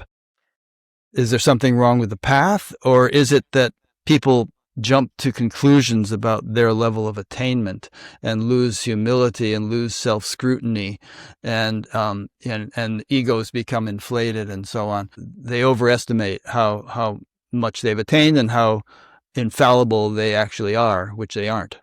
Yeah. How much? Yeah. So much of all that can be happen simultaneously, but I wouldn't rush into concluding about the path, but how a particular individual or set of individuals are representing or misrepresenting it. It will be like, I don't know, concluding about the mystical Christianity of the Desert Fathers by the sexual scandals of the church, so to say. Right? Good point. I mean, I'm not denying those scandals and something needs to be done about it, but I'm not denying the life of Saint Francis of Assisi, so to say, or the undeniable life testimony of so many other mystical people from any tradition. So I think we always need to engage in that discernment, though sometimes it can be hard because sometimes the scandals may seem to supersede the mystical depth of the tradition, but that's where we are also invited to see from which place I want to participate. If I'm a Gaudiya Vaishnava like I am in my tradition, and I see a lot of scandal going on in my tradition, I have a choice to see, okay, should I separate between the scandals and the essence of the tradition? From which place do I want to participate? That's why in my second book, I send you the file today. I start in the introduction mentioning 10 reasons not to stay as a Gaudiya Vaishnava. That's right? Great. I title the introduction, Should I Stay or Should I Go? I want to read that book. Yeah. And then I gave 10 reasons to stay because I'm here. But there are reasons for me not to stay, not because of the actual essence of the tradition, but how that can be misrepresented in so many ways. So going to the specific case that you mentioned, these 11, I wouldn't call them successors, but let's say 11 appointed gurus that Srila Prabhupada appointed, but he never said this will be the only 11, eventually will be more, but those were the first 11. Of course, in many cases, lots of scandal happened there with sex, with drugs, with crimes. Very sad. Even murder, lots of stuff. You actually, I was going to say you could make a whole Netflix series about it, but then I stopped myself because there are already some series done about it. But again, it's very tempting to say, oh, again, another cult there, all this crazy stuff going on there, and we delete that from the list of bona fide paths. But we are being tested there, how sincere I am in researching the actual essence of a very ancient tradition with thousands of years of practice, or just judging that by some cases, which again, we are not to downplay, we need to deal with them properly, but we are not to make them the whole essence of a tradition. And in this particular case, of course, not to downplay all the stuff that happened, but it was a very interesting cultural, social dynamics playing out at that time. When Srila Prabhupada left, it was in 1977. He passed when he was 81, and most of his disciples were in their 20s. So suddenly they are in this situation of being a guru with power, influence, position. And I will say that most of them, and I don't want to talk for each one intimately because I don't know them, but from what you can see from their life, most of them were really sincerely wanting to serve their guru, but they enter into a position with lots of naivete where very quickly they got basically swallowed by position and power and influence and followers and people worshiping you as they were worshiping Srila Prabhupada. And if you don't have deep, profound realizations and you have thousands of people bowing to your feet daily, that can be mind-altering, not for the best. So, and I'm not saying any of this to justify any of the wrongdoings that happen, but also just to bring into the picture some other elements, not to just rush into stigmatizing individuals, because many times, even after those 11 people, some similar situations continue to happen, whether in ISKCON or in other groups. And sometimes I personally feel more inclined to address the systemic evil, so to say, than just crucifying one specific individual. Of course, if some individual made something wrong that needs to be addressed, but also sometimes that individual just walked into the group narrative of, to give you an example, like, okay, you are now a guru in this institution, and guru means you have to be perfect, and you have to show yourself as perfect for the whole community, so to nourish their faith, which is totally dysfunctional. But sometimes that's the assumption. So that person enters into that role with good intention, trying to serve, but naive and immature, and they play perfect. And they have still their own struggles and things to integrate, but they cannot show that because they are supposed to be perfect. And there's a whole reinforcing system of deception, which is ingrained in the collective narrative. So the individual enters into that, chooses to enter into that, their responsibility, but still there is the collective systemic problem that needs to be addressed merely than just pointing at one individual and say, he broke his vows, he was an abuser, he did that. Yes, but there's a bigger picture that is even more complex than that. Yeah, there was a British historian named Lord Acton, and he's the one who said power tends to corrupt and absolute power corrupts absolutely. And like you said, these guys were in their 20s. I mean, I remember when I was in my 20s, I was appointed one of the directors of a big TM facility in the Catskills, and with two other guys that were directors. And all of a sudden we felt like we deserved to have our meals brought to our room, and there always had to be ice cream. And, even though all the other people weren't getting ice cream every day, and, things like that, it just went to our heads. Yeah. It's human nature, so to say. So again, not to justify anything, but just to also have some understanding and compassion of our fragility in those cases. Yeah. I think one of the problems is true mystics don't really feel like being administrators, and they're not in a big hurry to become a guru and so on. They just want to enjoy being a mystic. But, administrative types, they're attracted to the authority and the position and all the perks that go with it. And so they move into positions. So, you have someone like, Jesus, and then next thing you know, within a couple of centuries, you have, the Roman Empire appropriating Christianity and setting up all these, administrative figureheads and, And I'm not again, of course, administration and managerial stuff. It's not my cup of tea, to be honest, but someone needs to do that. But someone needs to keep the order, but someone needs to disrupt the order as well. No, sometimes the words for that used, at least in Christian lingo, is you have the priest and you have the prophet, right? So the priest keeps the status quo and keeps the structure, everything in order, and the prophet is challenging that in a healthy way in service to the community. So it's not that one is against each other, but in one sense it's a complementary work. But sometimes this is not as validated in religious institutions, like the role of a prophet, the role of the sacred disruptor.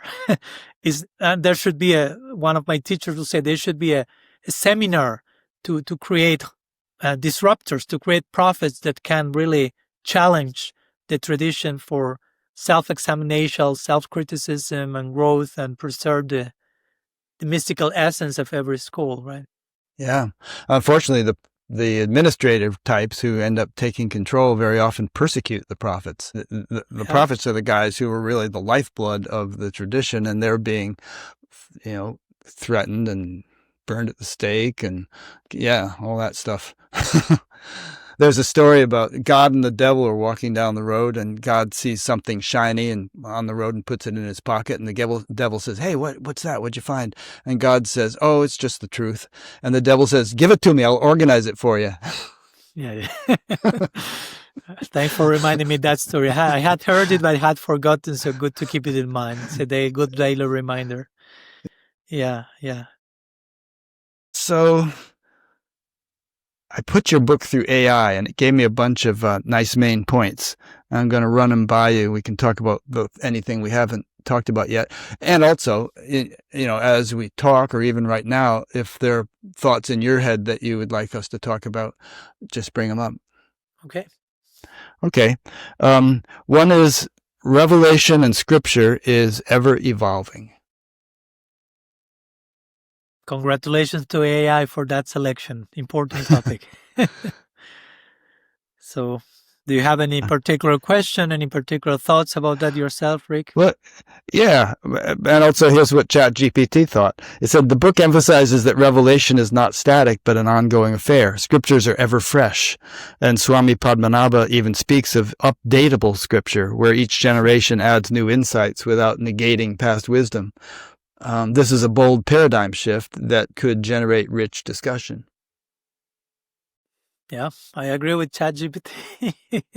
That's indeed in the book. I agree that revelation or And sometimes we use the word revelation. It sounds like an ancient stuff, right? Like something said in the past, something set in stone, something that was said once and for all and can never change.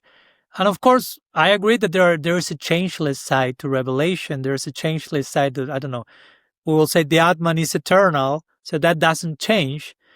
But so there are eternal truths that do not change. But in that context, things are evolving and growing. So, like I referred to in my book for a moment with the word Brahman, which interestingly is a word for the absolute, and many times it's a word that people relate to an changeless absolute. But Brahman comes from the Sanskrit verbal root brim, which means to grow and makes other grow. Interestingly, so it speaks about expansion and movement. So at the same time, it's changeless.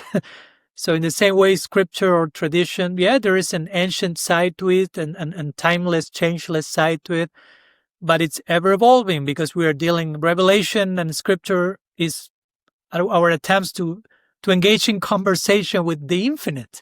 So you can never say enough about the infinite. So there's always something new to be said. In our tradition, we have the system of parampara or guru-disciple relationship that comes generation after generation, and you are not expected just to parrot what your previous teachers said and copy paste and just be like a robot, but just to add something new to it, to add your own not only to render the same message in an updated language to make it more relevant to the time you're living, yes, but also to add your own insights and realizations, because again, there's infinite scope for that because we are dealing with the infinite. So updatable scripture, updatable revelation. Doesn't mean we are rejecting ancient revelation, but just there's always something new to be added on that foundation. Yeah, that's why so many commentators have commented on various, Shankara's writings and others. They just, okay, here's what he meant. Here's what I think he meant, and let's embellish that. Let's elaborate on that, and so on. Yeah. In our tradition, we have a very rich commentatorial tradition. One of our main books is the Srimad Bhagavatam, sometimes known as Bhagavad Purana, and it has to this day, like at least to my knowledge, almost 100 commentaries. Yeah. So, and they are not repeating what the other is saying generally. So there's so much. For me, that's a beautiful example of how you can draw so much from a text and end up writing your own book. Many books in our tradition are reiterations of the Bhagavad Purana, but it's a different book. So, and a different book based on the same book. So that hints to me about the nature of reality, changeless and ever evolving. Only a new seed will yield a new crop. And about Brahman, one of the things that is said about Brahman is the eater of everything, meaning it subsumes or includes or contains everything. And if that is the case, then, and whether we interpret Brahman in the sort of more impersonal sense of Advaita Vedanta or in the more devotional sense as God, it means that it's dynamic. It contains the whole infinite dynamism of the universe within it. We use the word Brahman not only for the impersonal absolute, but for a personal one. There are many verses in the Bhagavad Purana or others referring to Krishna as Para Brahman or Purna Brahman. And I love just the very meaning of the word Brahman means to expand that which expands and makes other expand. So that's very clearly indicating movement, dynamism. So it's a beautiful concept. Yeah, which you can't deny. I mean, science tells us that at the level of the vacuum state, there's more potential energy in just a cubic centimeter than there is in, vast expanses of the manifest level. Yeah. And we will say again, going to science, that everything has some frequency, everything has some vibration. So everything is, if I have to become a little poetic at this point, everything is having its own tune, its own dancing rhythm. Everything has there's a melody, a musicality to creation. And in our tradition, we all depict God as a musician and as a dancer, ultimately. So we all say, that's because God is in every atom, that every atom has vibration and frequency. And for us, Krishna plays the flute and it's called Natavara, the greatest of all dancers. So there is a whole movement to the as the backdrop of reality. Yeah. Yeah. So on this revelation and scriptures point, it seems like to me there's a value in preserving tradition, but also in breaking new ground. You don't want to throw the baby out with the bathwater. There's, a lot of truth in those time-honored scriptures, but they were written a couple thousand years ago in a very different world. And, they can be, it's like the Constitution of the United States, which is a real problem these days because the founding fathers wrote it, 250 years ago, and they didn't anticipate a lot of things that could happen. Certain people could become president, for instance, and could assume a whole lot more power than they imagined anyone ever would do. And and we have a problem because it's very hard to change the Constitution. It takes like, I don't know, 2/3 of Congress to agree to it, and and we're always about 50-50. So I remember I think it was the Dalai Lama saying, what if science discovered something that totally conflicted with some ancient Buddhist teaching? Yeah, and he said I will discard throw out the ancient Buddhist teaching. Yeah, I include that in one article that I attach as a footnote in my recent book. I agree with that. If there is some undeniable truth that somehow conflicts with what I've learned so far, I have no problem. Again, I'm all for the truth, basically.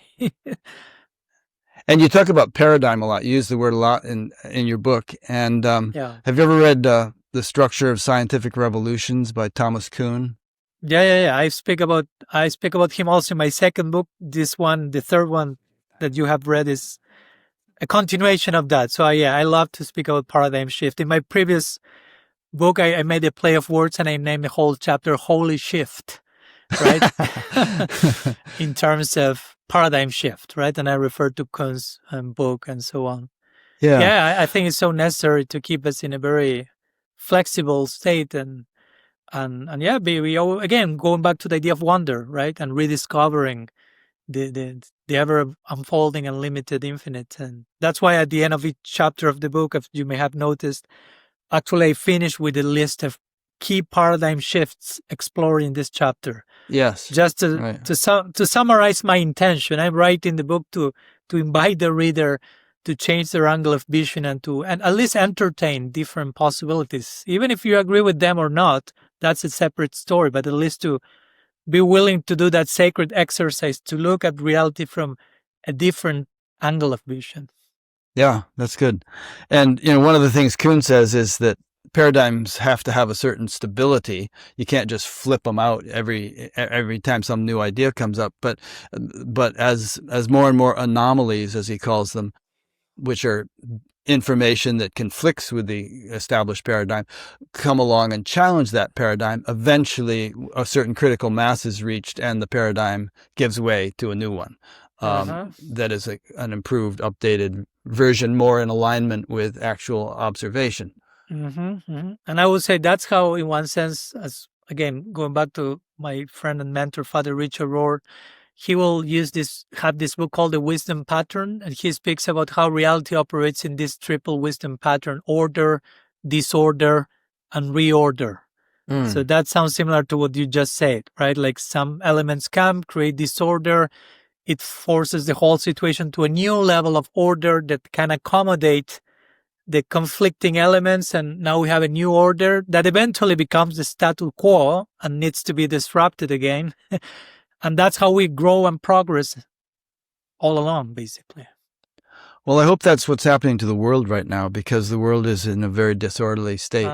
And, a lot of people feel like we're just going to hell in a handbasket. And, but to put an optimistic light on it, some people feel that this is a necessary phase, all this disorder, in order for something much better to be restructured. Many times it happens. We see those cycles in nature, in life.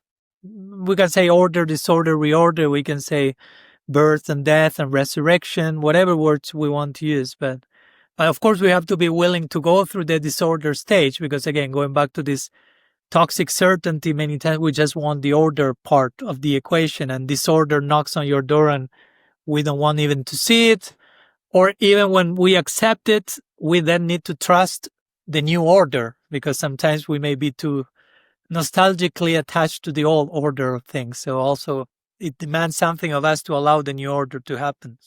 Tell us more about the central role of Radha. I know in Kashmir Shaivism, there's the idea of Shiva and Shakti is the sort of creative feminine expression, and Shiva is the silent absolute and all.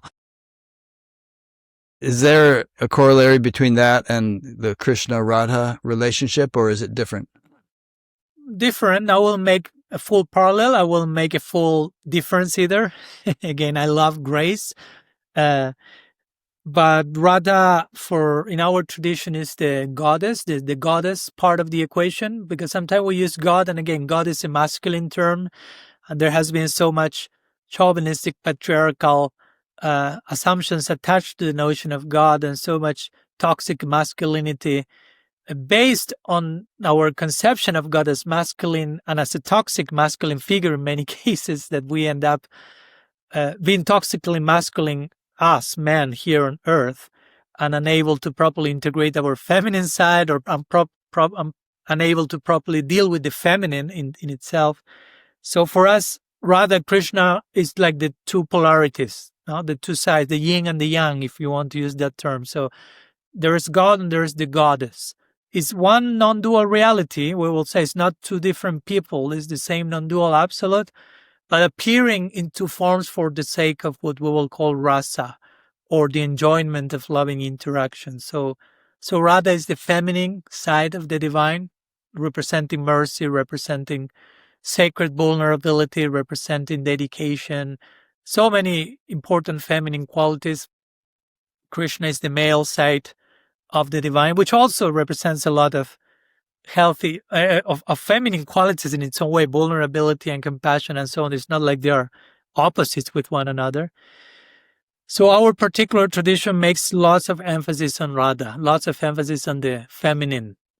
And that's very interesting to me, because though that's the emphasis in principle, in practice, in general, I don't see that much being embodied by many practitioners who still have a very much toxically male-oriented way to address reality or life. So that's interesting. I was reading once that sometimes we find in different cultures worship of goddesses like an unconscious way to make up for our lack of properly dealing with the feminine in our life. So I still feel we need a lot of work to do. But yeah, I dedicate a whole section in my book to Radha as the embodiment of love. Basically, that's another way of speaking. If love will have a shape, an embodiment, a personified expression in our tradition, we'll say that's Radha. And interestingly, in our tradition, though Krishna is most famously known as God, he is subservient to Radha as being the personification of love. We will find statements in scripture where Krishna says, I'm a student in the school of love, and Radha is my teacher, and I am a dancing puppet in her hand. So this very interesting, poetic, beautiful statement. So for us in our tradition, love is the goal of life, not God, but love. And love is the goal of life for us, and love is the goal of life for God, we will say. And when I say a goal of life, doesn't mean like something that once I attain, it's over, but it's an ongoing state of further attainment. So even God is love. Love by its very nature is insatiable and always invites for a new degree of expression. So it always invites for a new level of embracing that same reality. That's basically one of the main theses of my book. Now, the nature of love is it's an insatiable, a feast that invites for an insatiable appetite of always fulfilling newer and newer expressions of it. What is your subjective experience of love? Well, thank you for that question. I always like to begin by emphasizing the principle of feeling myself unconditionally loved by the divine. That will be for me an ideal, healthy starting point. Before speaking about us loving God or us loving everyone, emphasized this idea that we are already being loved and fully accepted unconditionally. And I've had very deep moments of that in prayer, in practice, in relationships. And that's for me very, very foundational. And many times that's missing in spiritual traditions when we overly emphasize loving God as if only when you love God, you will be loved after that. But actually, you are already being fully loved. And I learned that lesson mostly, I must say, from Christian mysticism, though it's present in my tradition. But I was only able to fully discover that after going through Christian mystics and how much they nicely emphasize that. Then I was able to go to the Gita and to the Bhagavad Gita and say, oh, this is also in my scriptures and tradition. Thank you, mystical Christianity. So for me, that's a very healthy, beautiful, subjective, experiential starting point for love. I'm being fully accepted, fully embraced, fully loved. I already belong. I don't need to belong. I don't need to do something to belong. I already belong. So when you say we are loved, does that mean that God, feels an emotion towards all the billions of beings that God, in God's creation? Or does it sort of relate more to God's nurturing influence, where all beings are evolving because of God's presence and so on, and the way God has structured the universe, or what? Yeah, I wouldn't personally necessarily separate one from the other, that God feels something in particular lovingly for each one of us, or that God's love is His nourishing in our ever-evolving journey. I would say because of one, the other happens, so to say, or the two happen simultaneously, as I mentioned in my book, and as my tradition or Christian tradition, and I will say every mystical tradition say God is love. So if you are love, you cannot not love, basically. Right? It's not that God is loving as a quality, as an optional quality that He exhibits only at times. But He is love. So if you are love, you cannot go against your essential nature. You cannot not love. So you don't have a choice in that one. God is limited, if you want to put it that way, in that sense. God cannot not love. And that's our, of course, great fortune. So in that sense, I will say the fact that God is love, and of course, these are words and we can think about it as much as we can, but at the end of the day, as one of my teachers will say, you need to enter into samadhi, into deep meditation, and realize all these things for yourself. But yeah, in our tradition, we'll feel God as being love itself and expressing and experiencing a particular loving attitude for each one of us individually, uniquely. And in that context, accompanying each soul, nourishing their path, even when we may not be aware of the divine presence, even when we may officially deny the divine presence. I like to give the example of the GPS. Even when we turn on the right direction, the GPS say go left and we went right. GPS will never retaliate, right? And say, you stupid, what did you do? I'm tired of you. It's always recalculating and presenting the best possible scenario, considering your latest mistake, so to say. So that's how I like to express God's accompanying and nourishing us in our even ups and downs and shortcomings, recalculating to be nourishing and present as much as God can, without fully canceling our free will at the same time, right? That's good. But you didn't quite answer my question. What is your personal experience of love? Sorry. I'm such a wordy person. I get too much into words. I'm that way too. Again, brothers of a different mother. Right. So what's my help me with this one a little bit, Rick? Give me your answer on that, and that will help me. I've had periods in my life where I felt very devotional, like around my former spiritual teacher and so on. I really feel a great deal of devotion. And I know you did too with your spiritual teacher, who turned out to be kind of a turkey, but one of them.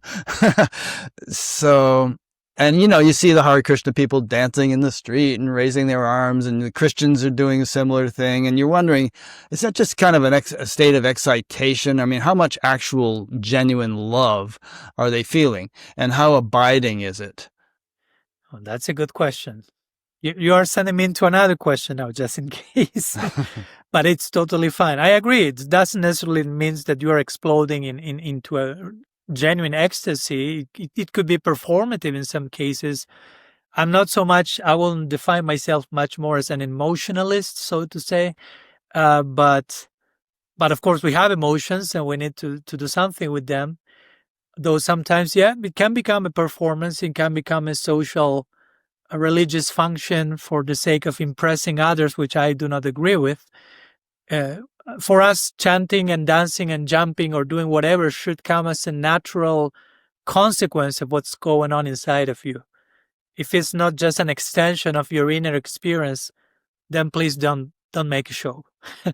So for me, when I've experienced that love, I feel very much inspired to serve. As you mentioned, the word service. I really love the word service. I really love, though I may have gone myself through a few complex situations with my former gurus, I must say that I love being a disciple. I love being a student. I love serving teachers. And not only a teacher, of course, not only like senior-junior relationship, but I really feel that one natural way of experiencing and expressing love is in the form of service, in the form of dedicating your time, your energy, without personal interest for the sheer benefit and inspiration of other people, and that's so beautiful, so rewarding. Though I'm not doing that with a planned reward in mind, but that's how it happens, right? That's a good explanation, because sometimes you think of love as just sort of a self-gratification kind of thing where it's really enjoyable, but what is the practical application of it? It should be kind of a spontaneous concern and nurturing and giving to someone or something else. Yeah, that's why before I define the definition I put in my book of love is a very intentional act devoid of private agenda, ulterior motives, trying to facilitate the well-being for the person we love.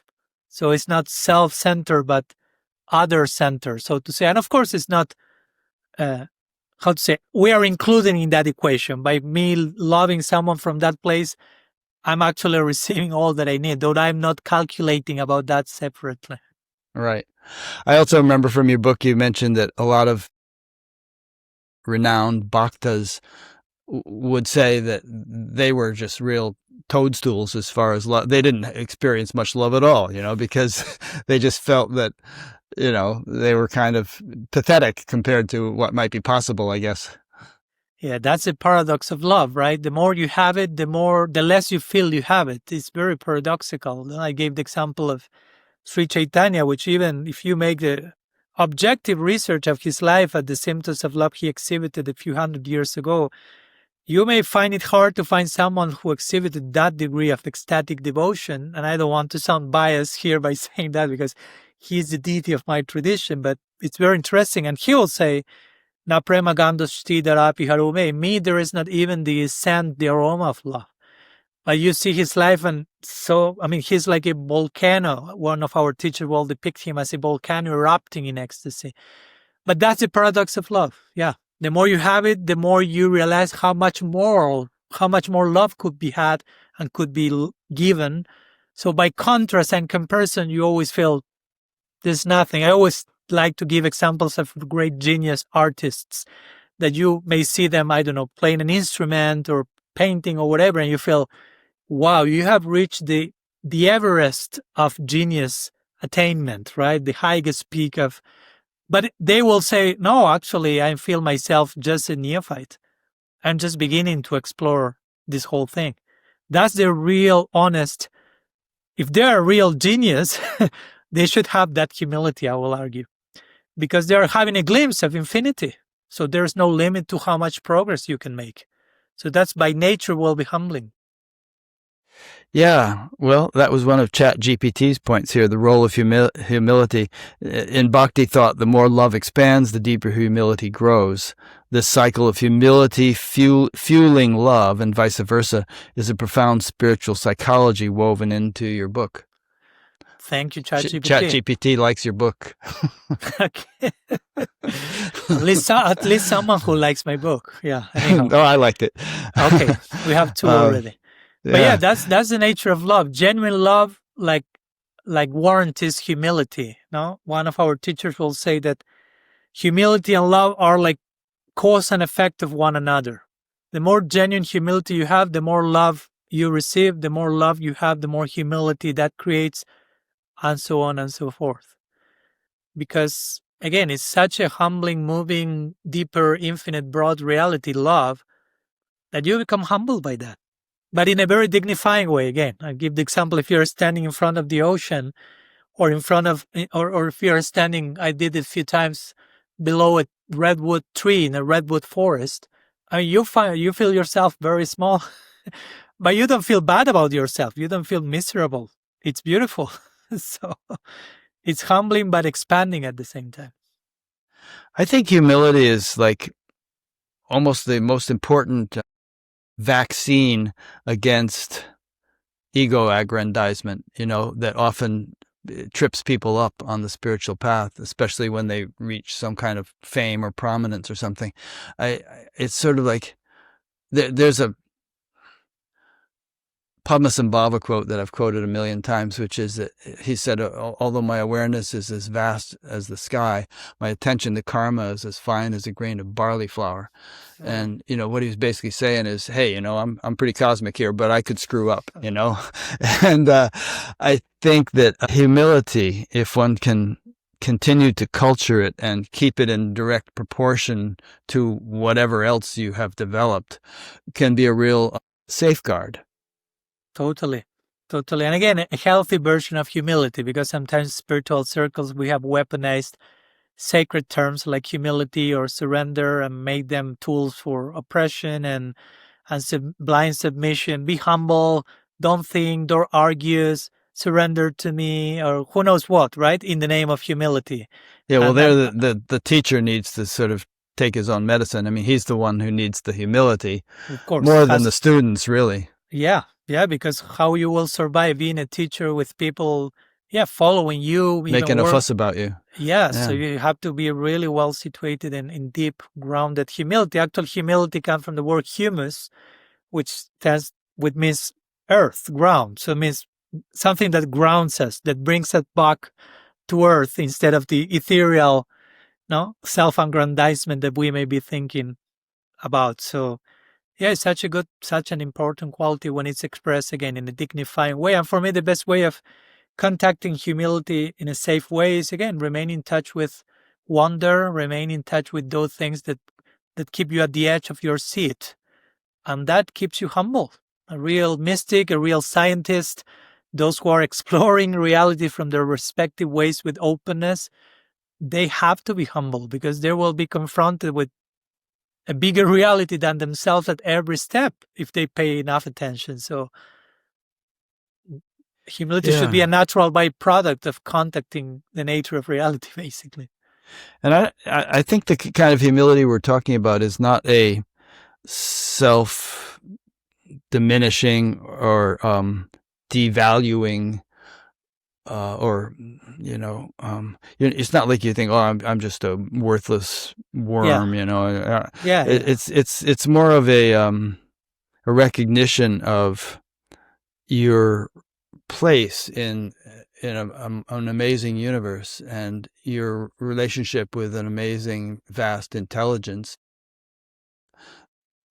Yeah. Krishna in the Gita, chapter 2, verse 29, he will describe the soul as Acharya, or as amazing. 3 times he uses that word. You are amazing, amazing, amazing. And like implying, even if you as an Atma got a glimpse of who you are, you will be humbled by that. And of course, you are not your own creation, so you don't have any reasons to become proud of that. That's another point. The Atma, at least for us, exists eternally.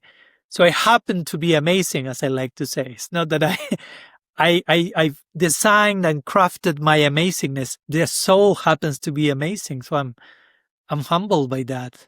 Yeah, and the soul is not this little body thing here. It's vast and eternal and all that stuff. So it's not that this is amazing, you know. Joe Schmo, it's the Joe Schmo's essence that is amazing. Yeah, and of course, if I dare to say, okay, my soul is amazing for what the soul actually is, I have, of course, immediately to recognize every other soul is equally amazing, and I have to treat each other accordingly.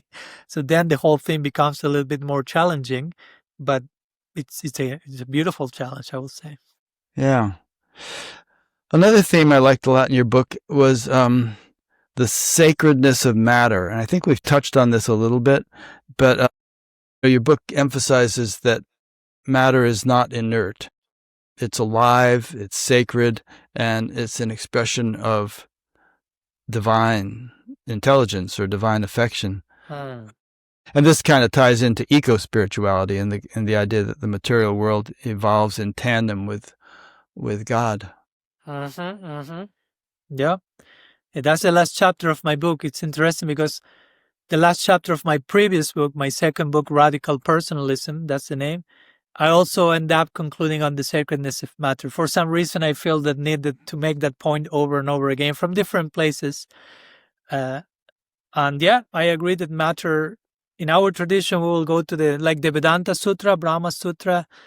There's one aphorism that I love, says, Lokabatu Lila Kaivalyam, which basically means the whole cosmos is a byproduct of divine love. Like God's love is filling himself, so to say, to the brim and start to spill, and that becomes the cosmos. Something like that will be like the way of expressing somehow poetically the sacredness of matter, and how, if we pay close attention, matter is way more alive than what we think it is. If you tell me, no, Swami, but this table is actually inert, is dead, is not moving, just bring a microscope for a minute and you will realize there's so much more going on if you just scratch the surface just a little. So that's why I personally love how scientific investigation can shed so much light about what's going on in the depths of matter, as I call the chapter in my book. Me too. I think scientists should be the most devout religious people or spiritual people. I mean, they get to look at it, at a level that most of us can't see. And, how any of them could think that this is a lifeless mechanistic universe, I don't know. It's like Jesus said something like, if you crack open a stone, there I am. And so, in other words, he's not talking about Jesus of Nazareth is inside a stone. He's talking about his essential nature as God, which is all of our essential nature, is inherent in every apparently inert thing. So if God is omnipresent by definition, every atom is an embassy of the divine, we will say. Right? Every atom is oozing with the divine presence. So how can we consider that profane?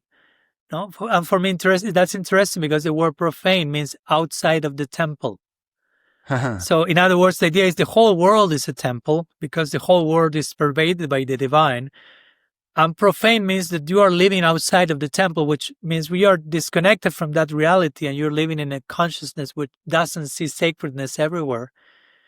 And interestingly, contemplative means inside of the temple, contemplation. So contemplation is inside of the temple, profane is outside of the temple. It's not a physical temple, it's just how you are tuned in inside, right? So if we are always properly connected, you are always inside the temple. That's why, remember recently watching a documentary with the Native Americans in the US, and they were saying when the Christian colonizers came and enslaved them and they ordered them, you turn down the whole forest. And they were like, why? Because we need that wood to make a church. And they will like, you need us we go to the forest to talk to God, and you need us to destroy this to construct something to talk to God. These white people are a little bit strange, right? So for them, the nature was the temple, basically. The church is everywhere, basically. Yeah. That's nice. Another thing Jesus said was, whatsoever you do unto the least of these, you do unto me. And I think that would include the forest and the mountain and, the oceans and all that stuff. And, if we despoil those, we're despoiling God. That's a good point. I'm again remembering this quote that I shared with you of Dorothy Day. You only love God as much as you love the person you love the least. And sometimes we may not say, I hate the ocean, I hate the forest, but we lead our lives in ways that are that harmful to them. So somehow we are hating them unconsciously. So that reflects how we are relating to God again. So I think, as you are saying, we see them as inert, as lifeless, as insentient. Yeah. Otherwise, we couldn't do this stuff to them. Yeah, and that's the point I bring in one part of my book, quoting this research done in the 60s, where the author says that the main reason for the ecological crisis, and he's speaking about ecological crisis 60 years ago, is religion, right? Because religion generally posits a God who is overtly transcendent, outside, removed from this world. So God is over there, and what we have here is mundane, profane. So therefore we start to treat this world as such, and then we have the ecological crisis we find ourselves in now. So I will say now, as religious people or spiritual people, we have that duty to redeem and reclaim the sacredness of matter, to counteract all the nonsense that was said in the name of God and spirituality in connection to this world, and that puts us in the trouble we are in now in ecological terms. Yeah. Another thing Aldous Huxley said was that all these problems in the world that we have are not problems, they're symptoms. Basically, they're symptoms of this kind of, I don't think these were his words, but of our fundamental inability or failure to realize that our divine nature and the divine in all of nature. That's so interesting, Rick, because I always say that exact same thing. And I never knew that Aldous Huxley has said that. Though at the same time, I read Aldous Huxley a lot in my pre-Gaudiya Vaishnava time. So probably I read it from him. It stayed in my subconscious, and now it's coming as if it's my own stuff, which is not. All copyrights to Aldous Huxley. I'm sure others have said it too. It's kind of a universal idea. Perennial. Speaking about Aldous Huxley, it's perennial wisdom. But we'll say that in our tradition, everything, what we think is a problem is a symptom of the problem. And the actual problem in Sanskrit, we will say, is avidya, which is lack of knowledge, ignorance. Right. Yep. So an awareness of who we are, of what nature is, of the sacredness of everything. So that unawareness is the problem. Everything else is a symptom. So sometimes we misdiagnosed the problem and we confuse the symptom with the problem. So we try to alleviate the symptom, but we are not doing away with the problem, with the root cause. So that's why the whole thing pops up again in different ways. So it's so important to go to the avidya roots and gain proper awareness and the symptoms disappear. Avidya, another Jesus quote, "Forgive them, Father, for they know not what they do." Exactly. Brother, there you are. I always, when I speak about avidya, refer to that exact quote. He's realizing he's not taking it personal, right? He knows it's not about, they're not against me, it's their own ignorance. So how much we can judge them, they are covered. No? So it gives so much space for compassion and understanding. Yeah.